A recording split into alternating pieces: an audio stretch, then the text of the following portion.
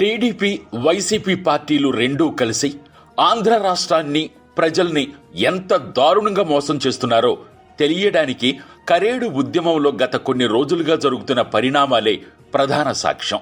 కొంతమంది పోలీసులు ఉన్నతాధికారులు కూడా వారి బాధ్యతను మరచి ఇలాంటి పార్టీలకు నాయకులకు అండగా నిలుస్తున్నారు. తాజాగా నెల్లూరు జిల్లా పోలీసులు వ్యవహరించిన తీరు ఈ విమర్శలకు మరింత బలాన్ని చేకూరుస్తోంది.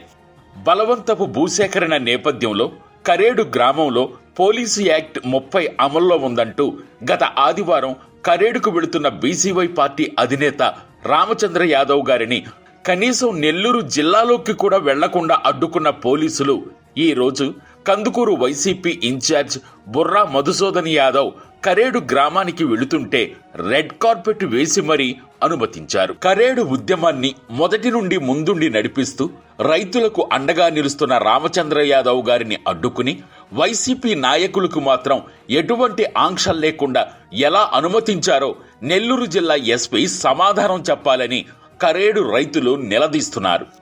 అలాగే ఇక్కడ మరొక కొసమేర్పు ఏంటంటే అక్రమంగా అరెస్ట్ అయిన కరేడు గ్రామం గిరిజన మహిళలకు న్యాయ సహాయాన్ని అందించి వారికి బెయిల్ కూడా వచ్చేలా కృషి చేసిన వ్యక్తి బీసీవై పార్టీ అధినేత బోడే రామచంద్ర యాదవ్ అయితే ఆ గిరిజన మహిళలు జైల్లో ఉన్నప్పుడు పట్టించుకోకుండా ఈ రోజు వారు విడుదలైన తర్వాత వెళ్లి పరామర్శల పేరుతో డ్రామాలు చేస్తున్న వైసీపీ ఇన్ఛార్జ్ బుర్రా మధుసూదన్ యాదవ్ ని చూస్తుంటే మాత్రం సొమ్మొకరిది సోకొకరిది అనే సామెత తప్పకుండా గుర్తొస్తుంది.